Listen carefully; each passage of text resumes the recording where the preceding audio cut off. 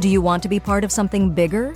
At Siemens, we use AI to transform the everyday. Our engineering solutions drive innovation and change. We're leading in technology and building a sustainable future.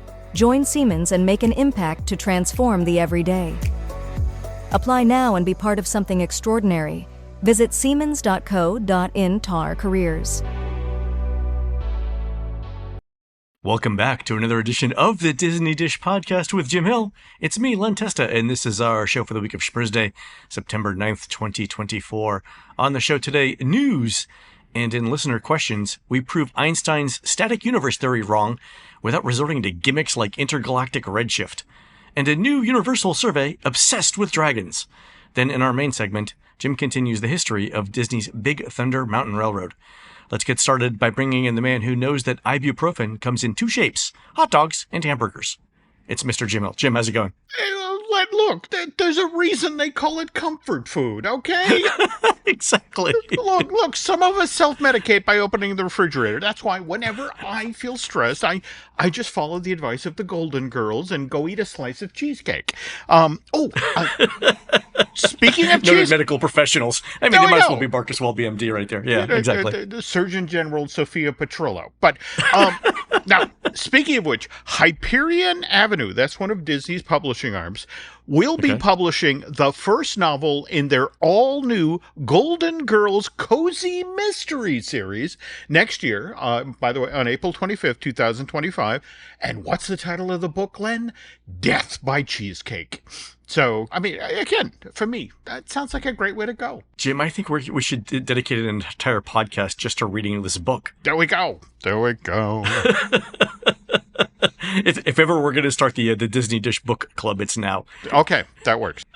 All right, Jim, let's do a quick shout out to our subscribers. Thanks to everyone who subscribes to the show over at patreon.com/Jim Hill Media, including Martin Lewison. Hey, Martin. Donna Costel, Sarah Butterfly, Martha Morgan, Michael Beck, and Zach Labrie. Jim, these are the Disney musicians who'll be performing at the Hollywood Brown Derby's 2024 Jazzy Nights events starting November 4th. Songs include the unreleased Miles Davis demo version of Grandma Got Run Over by a Reindeer, a John Coltrane-inspired version of Do They Know It's Christmas, and the entire Charlie Brown soundtrack exactly as God and Vince Guaraldi wrote it. True story. The unreleased Miles Davis version of Grandma Got Run Over by a Reindeer. That I want to hear. A lot of trumpet. There we go. On to the news. Folks, the news is sponsored by TouringPlanes.com. Touring Planes helps you save time and money at theme parks like Walt Disney World. Check us out at TouringPlanes.com. All right, every show should begin with a round of self-congratulations, Jim, but in this case, the congratulations go to our friend Steve over at WDWMagic.com. We were having breakfast with Steve back in the spring, and he casually mentioned that the Lightning McQueen show at Hollywood Studios was going to be replaced with a Villains-themed show. And this week, Disney announced that a new Villains-themed show is going to replace the Lightning McQueen Racing Academy show at Hollywood Studios. So congratulations to Steve over there. But Jim, we're looking at this saying this has to be a test for that's what's going to go in the Villains land, right? In Magic Kingdom. But again, I think what intrigues me about this, in fact, you and I were talking about this off air earlier this week, isn't Lightning McQueen in the venue that used to have that upcharge Villains experience, the Club Villain, whatever it was, where you had to pay to get in, and then you had a close encounter with, say, the Wicked Queen from Snow White, and she was seated there in her throne, or that sort of thing. So interesting that this is the space where this villain show is going into. I mean, we knew that this was an expansion sort of black box theater, right? That could get manipulated to whatever they wanted. So this is an example of that. But you can't help but look at this and think, well, clearly they're testing ideas. Oh, gotta. For Magic Kingdom. Yeah. Gotta be. All right. And while we're talking about how awesome Steve is, we should note that Steve casually mentioned there might be another entertainment shoe to drop over at Hollywood Studios for 2025, so we'll see what that is. Okay. Also, Jim, the other big piece of news is that the Magic Kingdom's Tron Lightcycle Run is ditching its virtual queue for a traditional standby queue starting today.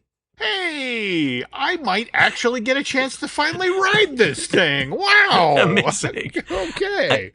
I'm kind of interested to see what this does to lines at Space Mountain. I don't think it's going to affect morning lines at Seven Dwarfs as much because Tron's more of a thrill ride. Mhm. It's got a 48-inch height requirement versus 38 for Seven Dwarfs, so different demographics riding it. But still, going to be interesting to see how this changes the traffic patterns early in the morning in the park. Okay, can't wait. Can't wait. All right, on to surveys. An anonymous listener sent in this new Universal Studios Hollywood survey with a super detailed question about adding a How to Train Your Dragon attraction to the park. So let's go over the setup here. So the setup is this. Please read the How to Train Your Dragon concept below. This time, really try to imagine yourself experiencing this new studio tour segment. So it's here for a studio tour segment, but go with me on this because they're going to ask questions about it as an attraction later on. Okay.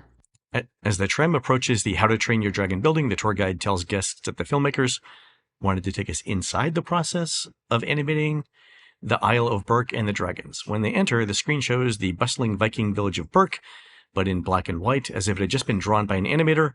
Suddenly, Hiccup and Toothless appear, inviting guests to join them on a dragon training adventure. The sound of the village and the dragon's roar fills the air, and the hand-drawn animations begin to take on color and become more realistic. Just as the tram starts to move, guests feel a rush of air and see a flash of light as they are transported into a fully animated world of dragons. All right, so then there's more. You're in the dragon training arena, and it goes on and on. Anyway, the question is this. Using the information we've just provided, please evaluate the presence or absence of the following attributes. Do you think that this should have practical or physical effects? Too much, just right, not enough? Is it connected to Hollywood filmmaking? Too much, just right, not enough, and so on. Mm-hmm. The question goes on. The next set of questions would be, how interested would you be in experience this How to Train Your Dragon as the following attraction types at Universal Studios? I would definitely want to experience this. I'd probably want to experience it. I might or might not experience it, and so on. So, and the choices here are as an in-park special event, as a family-friendly ride, as a character meet and greet, or as a moving 3D motion simulator ride. Other options later on are roller coaster, stage show, water ride, children's play area, and so on.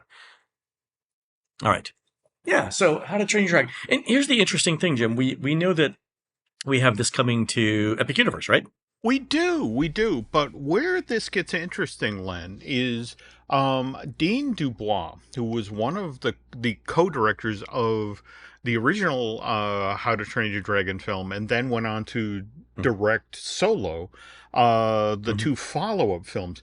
He's actually directed a live-action version of How to Train Your Dragon, which completed production, I want to say, in Ireland recently, and will be released to theaters next year, Right. June of 2025. So this is a franchise that Universal is definitely doubling down on. So obviously with the Isle of Berk going into Epic Universe and this film coming out into theaters next year. But they very specifically talk about, in this pitch, a tram and it being animated. So, Len, this sounds like West Coast Universal, not East Coast.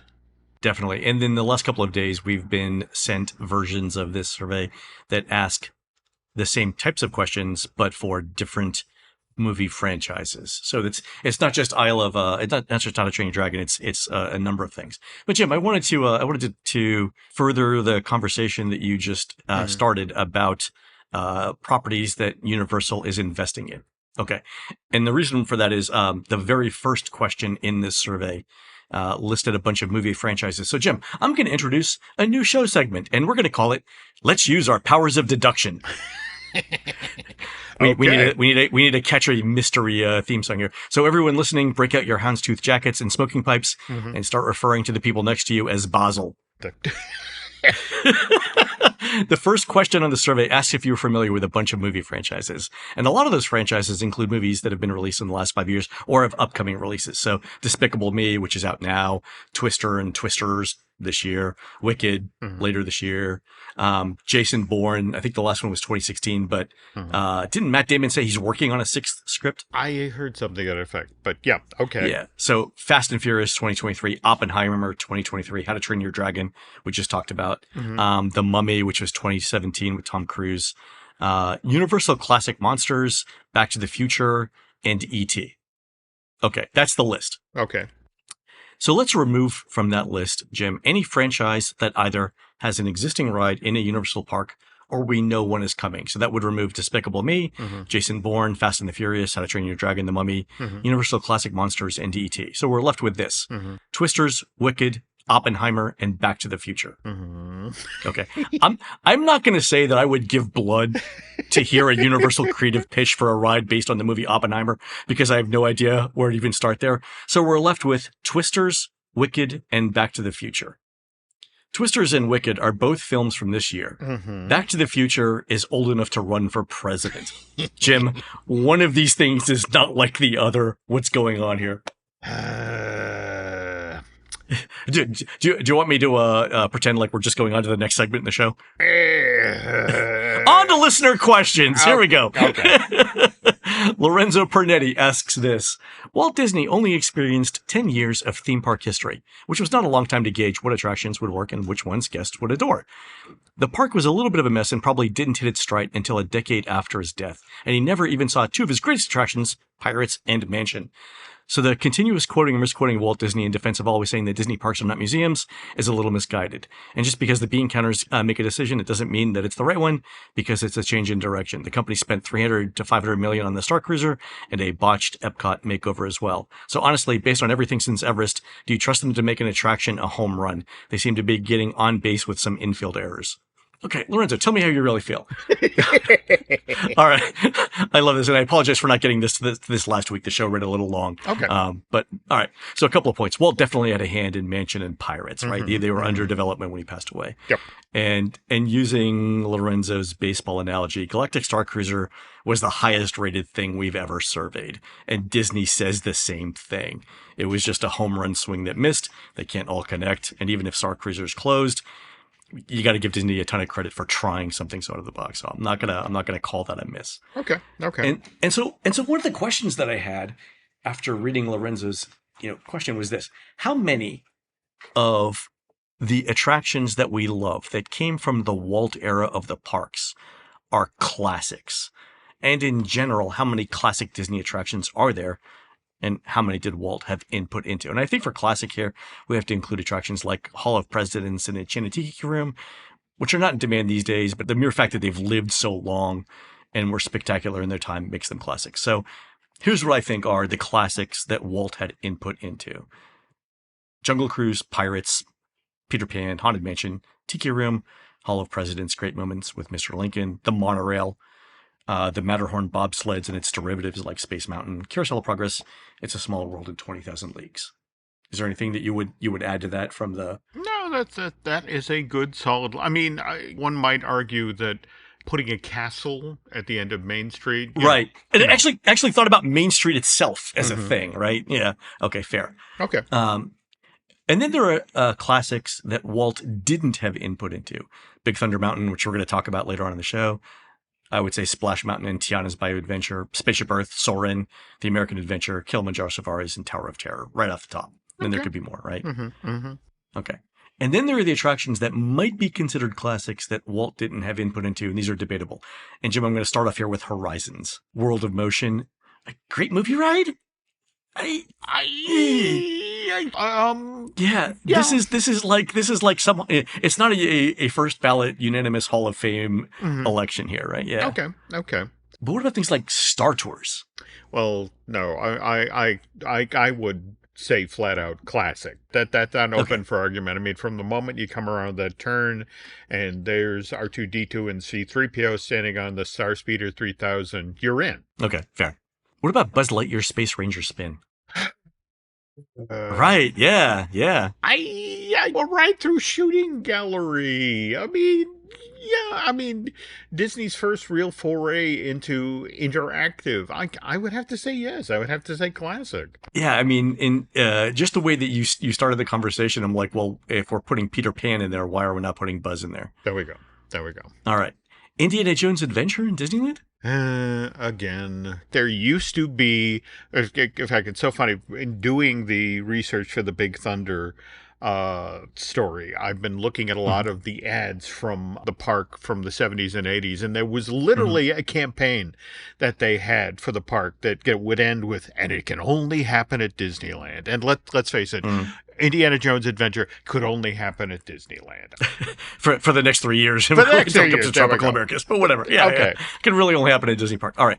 What about Rock and Roller Coaster? As somebody who is such a fan of Southern California, though, again, just in fact, the Hollywood Heritage Association just sent me a note to the effect of they're expanding the subway system out in LA, and they're about to do some work at Hollywood and Highland, and some historical buildings are about to go down, and that's what Southern California does. It just eats itself.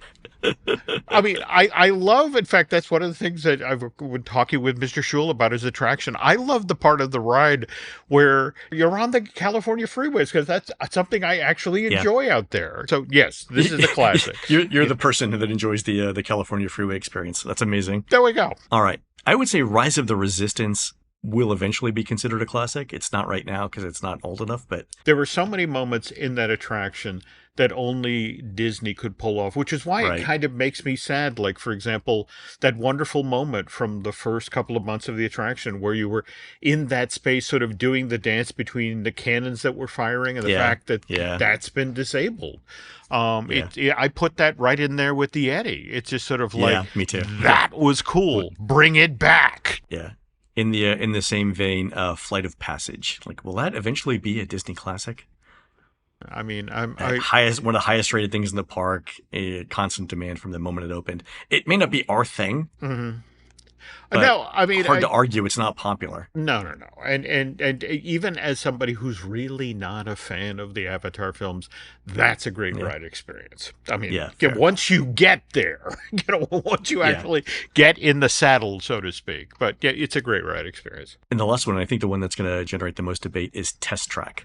Is Test Track a classic attraction? I mean, it's been around for a while, but is it anyone's like, I'm going to go here first or second or third in Epcot? Is it anyone's top three? Yeah, this might be one of those things where longevity is not helping it. But at the same time, when you remember the seminal moments of that attraction, like remember the first time you're riding that and suddenly the Mack truck is in front of you and or for that matter, the first time you dumped out of the building and got to 60 miles an hour and then made that bank curve and came around the building. I mean, that was pure adrenaline. I mean, is it repeatable? Yeah, but first time, great fun. Yeah, I'll note that of these attractions that are sort of on the line here, the ones that Disney has put in multiple parks would include Rock and Roller Coaster, the Indiana Jones Adventure, which is coming to Tropical Americas, Star Tours, Rise of the Resistance, Buzz Lightyear, Flight of Passage. Is Flight of Passage part of the Disneyland expansion or no? They have been, in fact, Mr. Schul and I were talking about this. It's interesting that when you look at what the Avatar stuff that is supposedly going into DCA, it keys off of the what is it, The Way of Water, the second film, not the first film. And Mr. Schul has postulated that one of the reasons they may be doing that is, down by the beach, you don't have to build floating islands.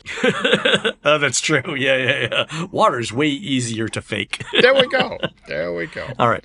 And Test Track has been duplicated if you consider Radiator Springs Racers in DCA a version of that. And I would for that. Second cousin. All right. I would go. Okay, so maybe so. All right, fair. Solid work here, Len. Solid work. Thanks. And then we have an email from Leslie Parkins and her husband Grant. And Leslie writes, my husband and I had two different takes on if and how there are shorter lines after the recent DAS changes in Walt Disney World. My husband thinks if ride capacity is the same, having fewer people in the Lightning Lane doesn't mean the standby line would move faster, since there would be more people in it.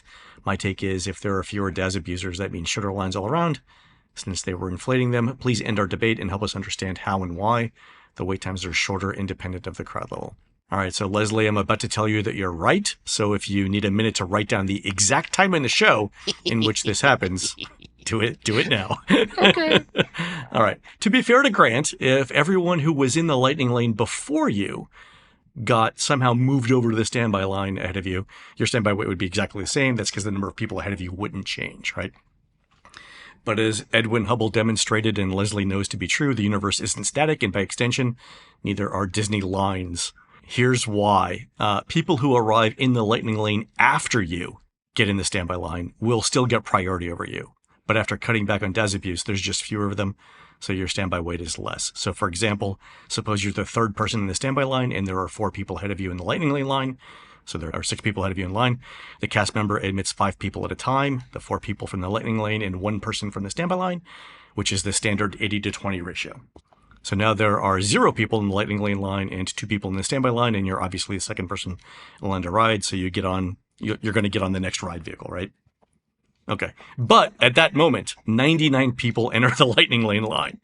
So cast members are trained to use a ratio of 99-1 when this happens. So now you're the 101st person in line, and you have to wait for 20 more ride vehicles to be filled before you ride. So your position in line has gotten worse, and the 99 people who arrived after you at the attraction are now ahead of you in line. And that can't happen in an attraction with just standby. So obviously you'd be better off if 50 of those 99 people who didn't get in the lightning lane and got in the standby line, because they'd be behind you in the standby line, not ahead of you in the lightning lane line. And that's what's going on here, right? So if NASA ever names a space telescope after you, Leslie, I expect to be invited to the launch party. That's all I'm saying. I just to interrupt here for a moment. Is it okay, Len, that as you were giving that explanation, I pictured you with a black turtleneck, wearing a suit coat, standing at a start field, doing the whole Carl Sagan thing. It was a lovely image. I think I've told you the story of how Neil deGrasse Tyson once put me in a headlock, but that's what I was going through when I was doing this again. Like, if he sneaks up on me again because of this, I think I'm going to be in trouble. Okay. All right. Last question from Julie Pear, who says, my son and I were listening together when you guys began discussing the if you had one day to do one park, what would it be question. My 11-year-old guy, who never lets on that he's listening unless safety dance is involved, strenuously objected to the Magic Kingdom as your first choice, saying that's only for old people. There's nothing there except Hall of Presidents. Epcot is definitely the best choice. Is the Magic Kingdom just for old people these days? Wait, am I old people? Oh. All right, so this segment of the Disney Dish is sponsored by AARP.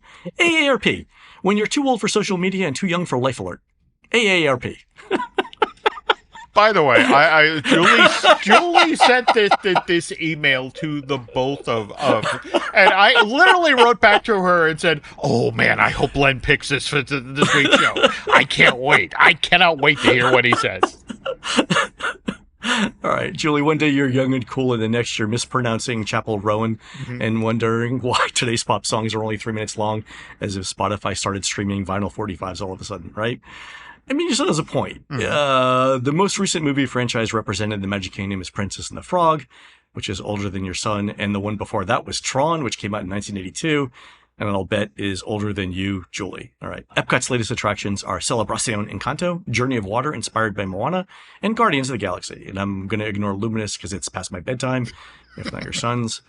All 3 of those came out in the last 11 years, so they're part of your son's generation. I mean, that would explain that, right? It would. But in the note I actually sent back to Julie, again, hoping that you would respond to this. I wondered about the very thing her son proposed about these old movies that think about it since Disney, the live action version of Cinderella.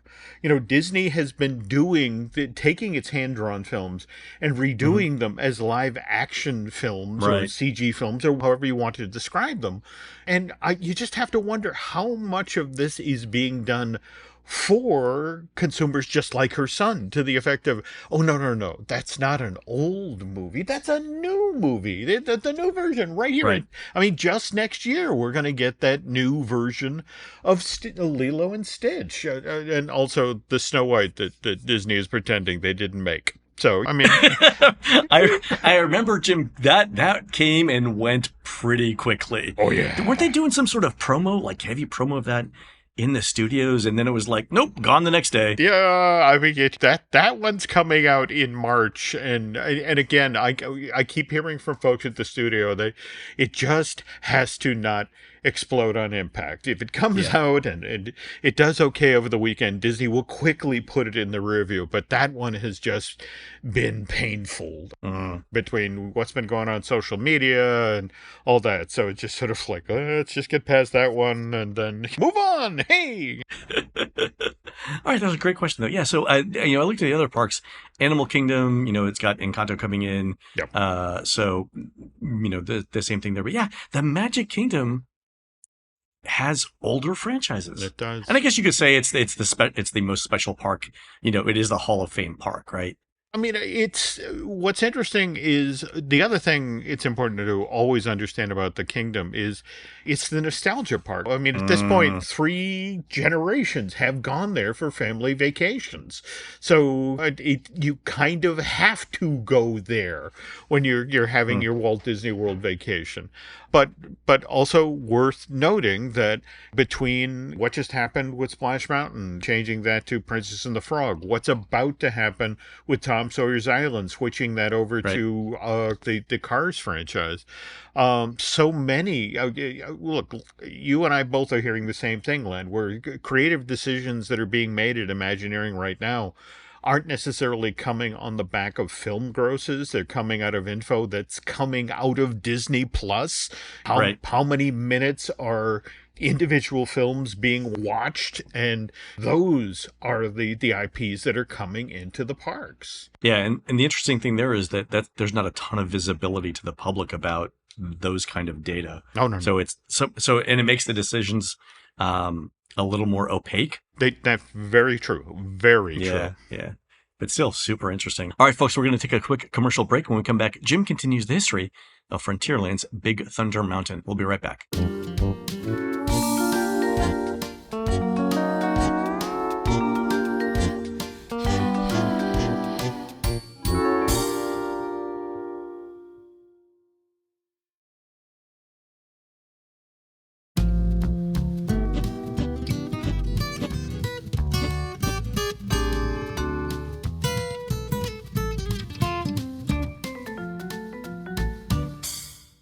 All right, Jim, when we left off last week, we were talking about the one attraction I said I would pay anything to revisit or to see for the first time, and that was Mine Train Through Nature's Wonderland. Yep. Right? Yep. And that shut down when? Disneyland in Anaheim in January of 1977. And again, to make room for the very first Big Thunder Mountain Railroad. Mm-hmm. Now, that said, Lennon, I get your interest and enthusiasm for the Mine Train ride, but that had kind of a convoluted history at Disneyland.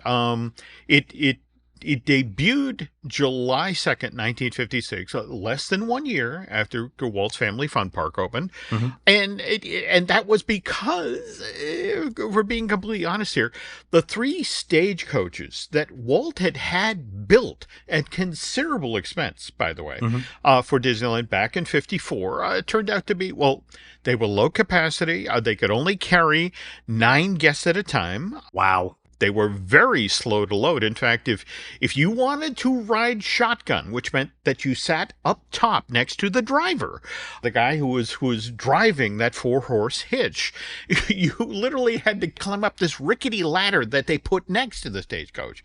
And then, look, stagecoaches are top heavy. Mm-hmm. So this Frontierland attraction was prone to tipping over. And I'm just going to put this out there. If you Google Disneyland stagecoach accidents, you will see some interesting photos. All right? All right. Okay. So, Jim, was that 9 guests per stagecoach or 9 guests for all 3 stagecoaches combined? No, 9 guests per stagecoach. Okay, so 27 people at a time. Yeah, but again, slow to load, slow to unload. So we're talking about like low hundreds of people an hour here, tops. If that. Okay, so anyway. Okay. All right, January of 1956, less than 6 months after Walt's Family Fun Park opens. There's a meeting of the Disneyland Merchants Association. And by the way, Len, this is those folks who operated the shops along Main Street, USA, places like Hollywood Maxwell's Intimate Apparel store and the Yale and Town Lock Shop. Yeah, do you need to replace the deadbolt on your house? Did you forget about that on There we your go. way here? No, I love to see the park's history. The notion of you can go out for the afternoon and enjoy Mr. Toad's Wild Ride, and then on the way out of the park, pick up a new bra and panties. So, anyway, back to January 56. All right, so at this time, Walt explains to these folks, look, all horse-drawn vehicles in the Frontierland area will be shut down for approximately 2 months to allow us to redesign and do some reconstruction in this area of the park. With the idea of increasing ride capacity, we're going to build a mountain in Frontierland. This mountain, which guests will get to see from the rivers of America as they ride the Mark Twain, will be called Rainbow Mountain. And running through this mountain will be a new mine train ride. Now, this will feature 6 open cars pulled behind a faux engine. And in order to create the load-unload space for this thing, the Frontierland's current corral area and the blacksmith show is going to get pulled down. But this ride will be called the Rainbow Caverns Mine Train and will take people out to the Painted Desert, paralleling the route that the stagecoaches and the Conestoga wagons now follow. And then the train, however, its finale, it'll enter Rainbow Mountain, where as guests travel through Rainbow Cavern, they'll see the stalagmites, stalactites, and multiple waterfalls of different color. Now, what's funny here, Len, is that Disneyland management went out of its way to make clear that the vehicle that was going to take guests on that trip through the caverns under Rainbow Mountain was a mine train, not a steam train. And that was because Atchison, Topeka, and the Santa Fe Railroad, which was one of the country's biggest transport companies between 1859 and 1996. I can't believe you said that without singing it. Well, when you pull that song, I'm sorry. Okay. Channeling my inner Judy Garland. Okay. Anyway, they're paying Redlaw. Again, that's a Disneyland adjacent company that Walt himself owned that operated the Parks Railroad and starting in 59, the monorail. Anyway, Santa Fe is paying Disneyland a big bucks to sponsor the train. So again, Walt didn't want to do anything to upset the good folks at Atchison, Topeka, and Santa Fe. So he made a point of saying, what we're opening in Frontierland is a mine train. What goes around the berm is a steam train. 2 entirely different attractions. Huh. Okay. So anyway, this part of Frontierland shuts down spring of 56. They put in 1,700 feet of track. A third of a mile of track. Okay. Third of a mile of track. Okay. And just think about this, though. They announce it in January.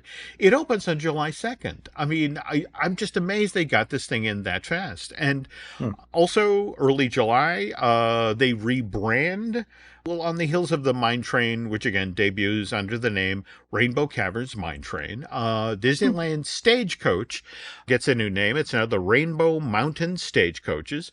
And then the Disneyland's Pack Mule ride gets known as the Rainbow Ridge Pack Mules. They kept the pack mules. Well, yeah, because the pack mules, well, look, they were crazy popular, Len. Really? But again, very low capacity. I mean, when the park opened, they ran just 2 pack. Well, by the way, if you're talking about a group of mules, I did my research here, Len. You have a variety of names to choose from. They are a pack, a span, a baron, a scurry, a string, or a rake of mules. Which, okay, not as sexy as, say, a bloat of hippos, a flamboyance of flamingos, or a murder of crows. But you do what you can. A string of mules is kind of visual. Let's go with that. There we go. Okay. All right. But again, this attraction is so popular with guests that in May of 57, Walt actually goes out and buys an additional 25 mules. So now the herd pack, whatever, is up to 75 mules out back with Owen Pope and Dolly. I'm amazed that he goes out and rustles up 25 more mules because, number one, it's still a slow loading attraction. Number two, I mean, they're animals. You've got to clean up after them. You've got to maintain them in ways that you don't for attractions. This is bizarre to me. Well, but again, they were popular. So by adding those additional 25 mules, Len, and it was a 10-minute long experience. Mhm. So what they could do is they could go from running 2 strings of mules per day to 3, Okay. which okay. moved it from miserable capacity to low capacity. Okay, all right, okay. So 3 a day, it's a 10-minute long ride, probably 5 minutes to load up. There we go. So you're getting through for an hour, and you're talking about 9 mules, so 36 guests. Yeah, it's.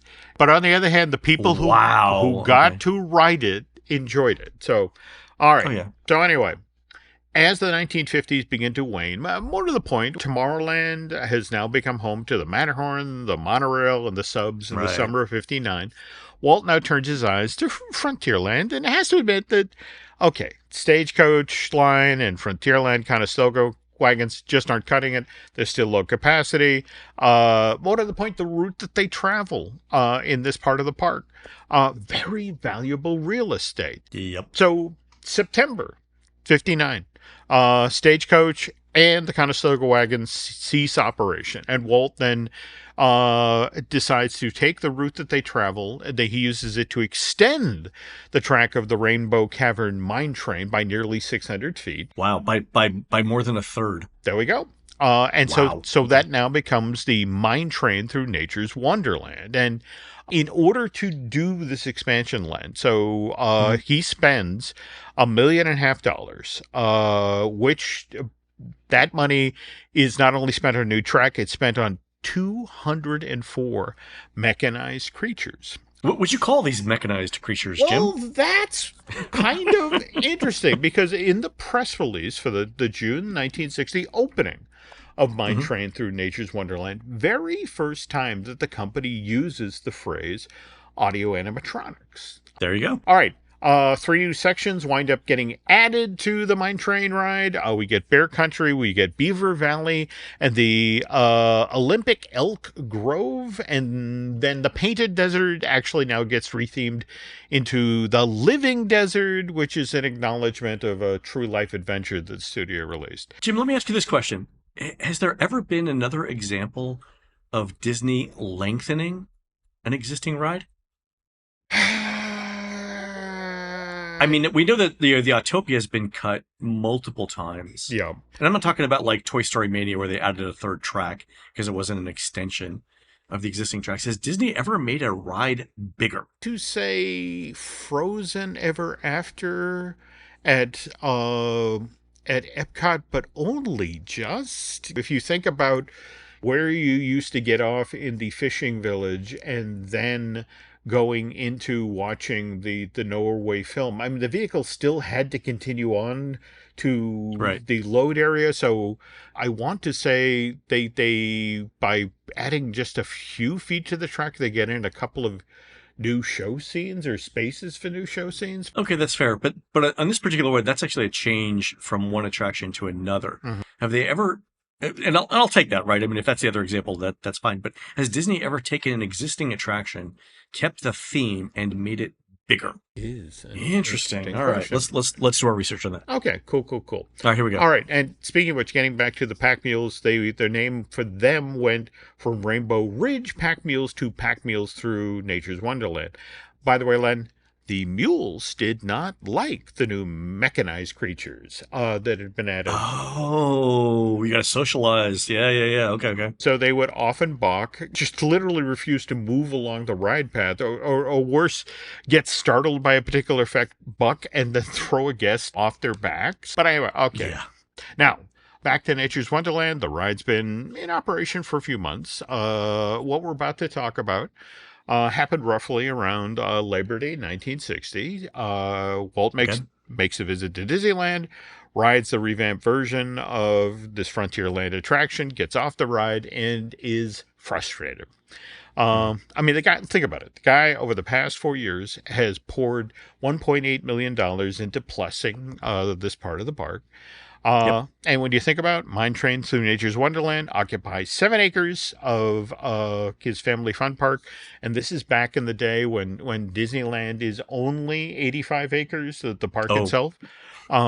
So nearly a tenth of your park is taken up by a ride you poured a lot of time and a lot of money into. Yeah, this is going to get a lot of attention very, very soon. I can feel it. Yeah, he's just not happy. So he right. reaches out to Mark Davis in October of 1960 and effectively tells this master animator, could you please go down to Disneyland and ride Mine Train through Nature's Wonderland and then tell me how we can make this attraction better? And what's interesting, Len, is this is when Mark becomes an Imagineer. Oh, this is the origin story. All right. This is the origin story. And what happens is Mark goes back to Walt and lays down just a series of ideas about how just by moving some figures, you can better stage individual scenes or new gags that the Imagineers could sprinkle throughout the ride. And Walt so enjoys Mark's input that he moves him over from the animation studio to WED, where Davis then spends the next 17 years helping to create. In fact, the irony is so many of the classic rides you listed in the front of the show, Mark had a hand in, whether it's Pirates, Haunted Mansion, Tiki Room, Country Bear. Yep. Okay, so I shared that story today because we now need to jump ahead 13 years. And the Pack Mules had packed it in October of 73.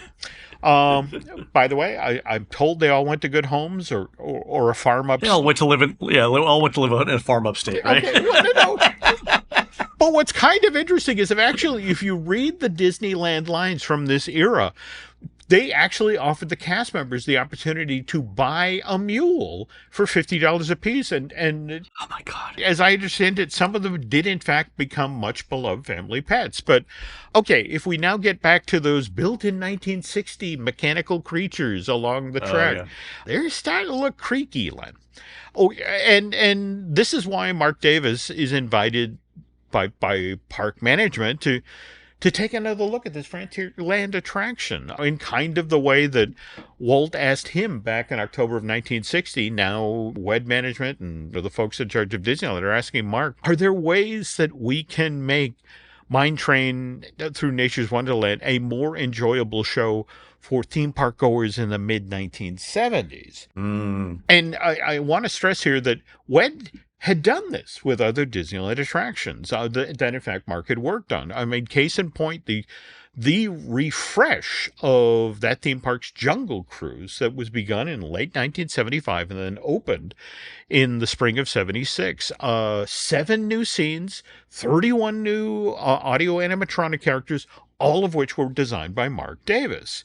So Mark goes over, rides the ride a bunch of times, walks the track in the early morning when the park isn't open, and he comes back goes off and designs stuff in November, December of 74, and he designs a series of new scenes for this Frontierland attraction with a particular focus, Len, on making the Mine Train's finale. Again, remember, that was when the train rode into Rainbow Caverns, and got to make this a little more dramatic, a little more exciting. So for that section of ride track, Mark proposed a new scenario where suddenly there's a fierce thunder and lightning storm happening just outside. And so as the train is passing through Rainbow Mountain, you're seeing things like frightened owls and startled nests of rattlesnakes, and evidently the storm has woken up a hibernating bear who's really not happy with you. This kind of sounds like the idea got transferred over to Maelstrom later on, but okay. Okay,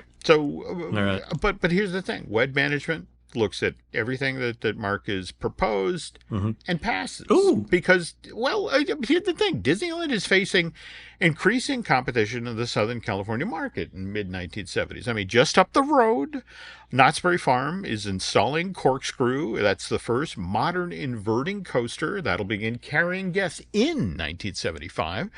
And you can't forget about Magic Mountain, opened May of 71, and has an assortment of steel coasters. And it's just, to management's way of thinking, Disneyland, if it's going to remain competitive, it has to start investing in thrill rides and fast. So this is why ground is broken on Disneyland's version of Space Mountain just months after the Walt Disney World version of this indoor coaster first opens in Florida, January of 75. More to the point, this is why in this very same window of time, cast members who work at Frontierland's Mine Train Through Nature's Wonderland begin to hear that this attraction is not long for this world, that the Imagineers have decided that this spot in the park will soon be home to the wildest ride in the wilderness. Okay, now, next time, Len, we're going to talk about how Walt Disney Productions announced in February of 1977, and you're going to love this, Len, just like with Space Mountain Galaxy's Edge and Tiana's Bayou Adventure, that they would be building 2 Big Thunder Mountains at the exact same time. One opening on the East Coast, one opening on the West Coast, and they were both supposed to be completed by the summer of 1979. And not to give away the end, but just like with Tiana and Galaxy's Edge, that didn't happen. But I'm sure you're going to tell us about why, too. There we go. There we go. Oh, fantastic. Oh, this story went in a direction I didn't expect. Well, that's the thing. It's just that as I was drilling down into it, I mean, there are so many weird, I mean, again, that very appropriate for talking about Big Thunder Mountain. Lots of weird twists and turns, and more story to come. I love it. And the one thing I'll add to this is there is a Mickey Mouse short, one of the new ones, that is dedicated to the Mine Train Through Nature's Wonderland. Yes, and it's lovely. It really is, yeah. Yeah, which tells you that even though the attraction's been long gone, it still holds a place in the imagination of theme park fans. As it should. That's kind of amazing, yeah. All right, folks, that's going to do it for the show today. You can help support our show by subscribing over at patreon.com/JimHillMedia, where we're posting exclusive shows every week. Our most recent show with Imagineer Jim Schull tells the story of how Dumbo ended up in the Disney theme parks. You can find more of Jim at jimhillmedia.com and more of me, Len, at touringplans.com. We're produced spectacularly by Eric Hersey and David Gray, who'll be bringing their food truck concept Elevenses, featuring all-day breakfast items such as spicy elk sausage biscuits. The sausage is vegan, it's just made by an elk that's known for profanity. You know how the kitchen staff are. To the second annual Taste of Wyoming Festival on Saturday, October 5th, 2024, at the Carbon County Fairgrounds in beautiful downtown Rawlins, Wyoming. While Eric and David are doing that, please go onto iTunes and rate our show and tell us what you'd like to hear next. For Jim, this is Len. We'll see you on the next show.